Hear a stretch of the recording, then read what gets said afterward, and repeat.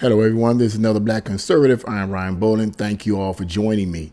So, I don't need to really go over this. I mean, we all know that the Queen has died. Queen Elizabeth has died. I don't need to go over that. We already know about that. What I want to talk about here is something that I found particularly interesting.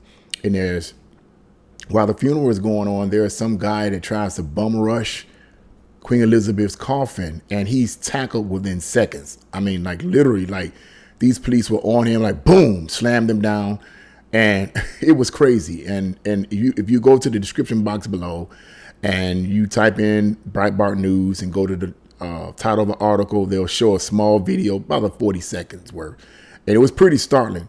And so I just want to talk about this just a little bit and give you my opinion on everybody's response to this, not response to this guy running and trying to grab attack Queen Elizabeth's coffin. That's not what I want to talk about. I want to talk about everyone's reactions, people on my job, and the reaction of her death and so forth. Just want to give a word on that. So I just want to read a small portion of this article, and I'm going to get right into my opinion. It says, a man who rushed out to attack the Queen's coffin as it lies in state at Westminster Hall was slammed to the ground and dragged from the premises by police and parliamentary security. And it says,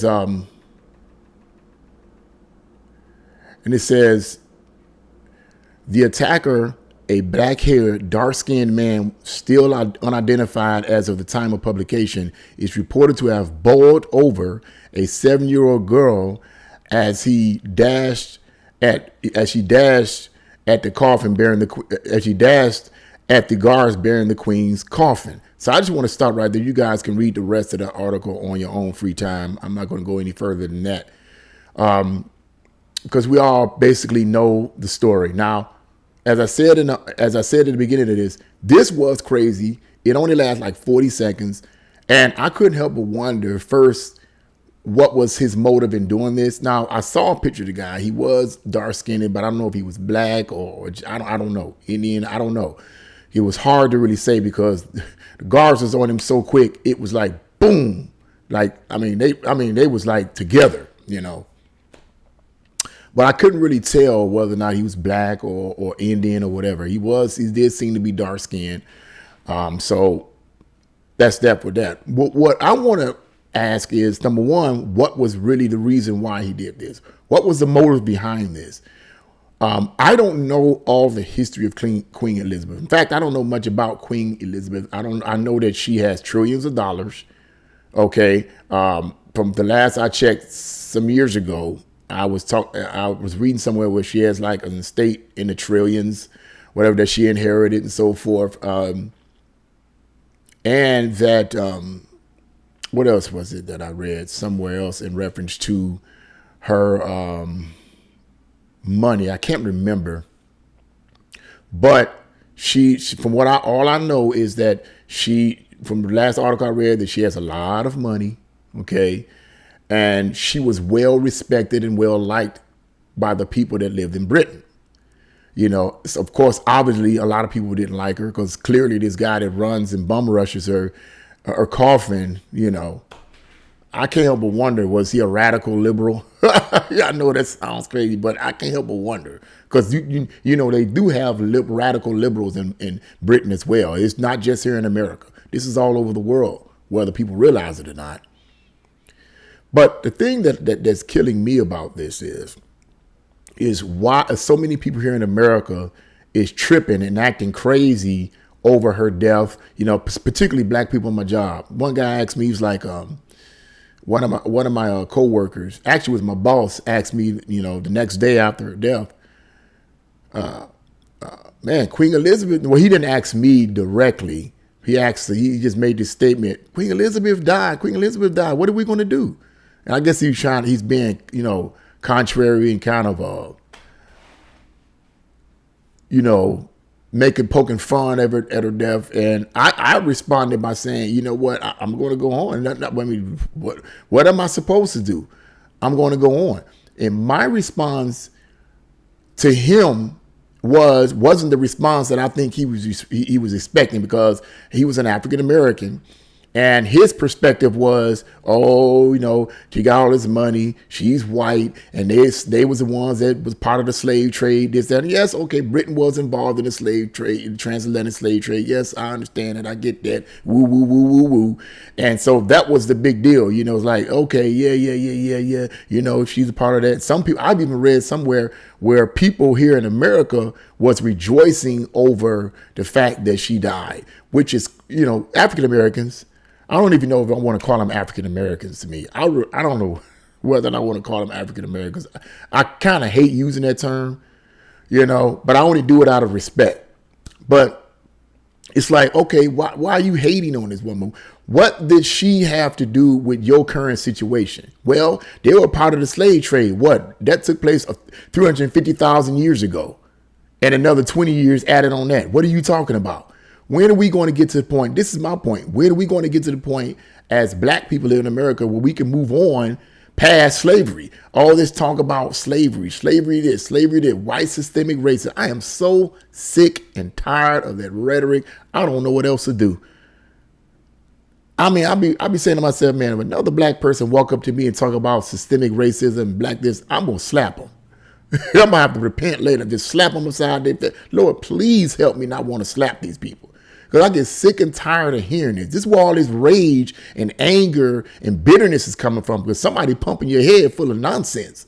When are we going to move on and say, okay, what do I need to do as a person made in the image of God? What do I need to do to better my life? I can't worry about what happened 400 years ago, 500 years, 600, 700. I can't worry about that. That's the past. What are we doing today? What are we doing today to better our life? And so all these people tripping and acting crazy, and all these people, black people, hating on the fact that she died and all this. And I'm like, what's it to you? Why are you concerned about it? Why is it a big deal for you? Why are you tripping over this? I mean, what effect, when she was alive, what negative effect did she have on you as a black person here in America when she was alive? Most of these black folks probably never heard of her until she died. And if they did, they didn't really think about it. They really didn't care. There wasn't no concern. There wasn't no concern because whatever she was doing over there perhaps had no direct bearing on them here in America. And if it did, they wouldn't know. They wouldn't know the difference if it bit them on the butt. So what's the deal? Oh, I know what the deal is, because she's white and Britain was a part of, took part in the slave trade, the transatlantic slave trade. Never mind the fact that slavery was around hundreds and hundreds and hundreds and even thousands of years before Great Britain was even a country. Never mind that. Oh, shall we go there? It's interesting to me. People they're being revolutionized. They're being stirred up to hate and anger to the point where you don't even want to talk to them. I don't even want to talk to them. If I see somebody just aggravated and frustrated, I can see the rage in their eyes. I can see the rage in their eyes. And I don't even I don't even want to have anything to say to them about facts and data and documentation. It to me is a waste of time. I'm like, oh God, I'm gonna have to wait till they calm down and get to the point where they're sensible and we can actually have a discussion about this. And then maybe we can get somewhere. But for the most part, I don't even bother when I can see that they're too angry and frustrated and mad. But my point, that's what I want to say here. When are we as black people / African Americans or whatever going to get to the point individually and collectively where we can say, let's go on with our lives. Let's go on. We're in America right now, 2022 America. We're dealing with these elections. We're dealing with these crazy Democrats. Yeah, I'm going to mention that. Okay, 90% of blacks vote for them. I don't know why. But yet they live conservative lives, but they vote Democrat. I don't understand that. But anyway, that's a whole nother story. When are we going to get to the point as black people in America where we're going to say, hey, you know what? Let's go on with our lives. Where are we going to get to a point in America where we can become unified? Black, white, Hispanic, Asian. All this division is being stirred up by outside sources. Have anybody ever paid attention to that? It's not like people wake up one morning and say, hey, I hate the Asians because they're making straight A's in school academically and they're making more money. Let me get up and just hate on them. Somebody on the outside is stirring you up. And may I say that the people that's stirring you up is the liberal academia? May I say the people that stirring you up and making you angry is the Marxist professors pumping your head full of this nonsense? May I say the people that stirring you up and making you angry is these militant groups out here? You're not waking up and saying, hey, I want to just go ahead and start hating on these ethnic groups because, I don't know, they're making more money than me. How dumb does that sound? Or they're making A's and B's and they're rising up academically better than me. How stupid does that sound? Your professors is telling you, black professors are saying this in the summation of the video. Black professors now. These people are supposed to be professors in our universities. How in the world does this atrocity go on? But these professors, black professors, and even some white ones are saying that learning math, being on time, learning science, learning how to write is Eurocentric.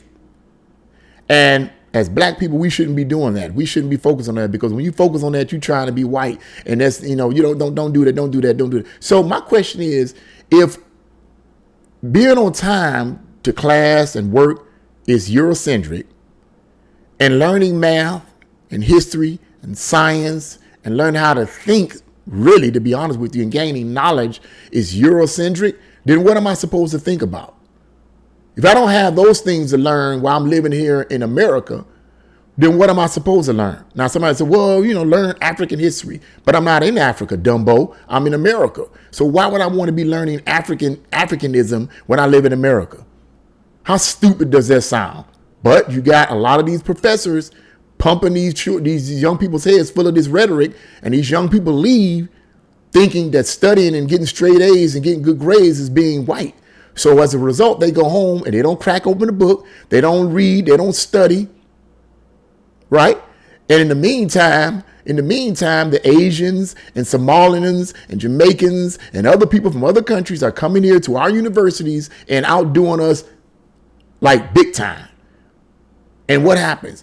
You get an attitude because they're outdoing you. The reason why they're outdoing you, Dumbo, is because they're studying. They're opening up the book. You too busy wanting to do twerk videos while they opening up the book, doing what they're supposed to do to get to where they need to be. It's simple. It's simple. It's not difficult. It really isn't difficult at all. It's not science. I don't have to give you a bunch of numbers and all that. It's really simple.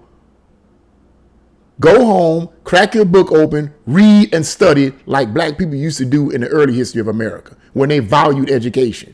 And all these Marxist nutbags wasn't pumping the students' head full of trash and garbage. I'm just saying. What do you guys think? Leave your comments in the comment section below. Like, share, and subscribe to the channel. God bless you all, and see you again.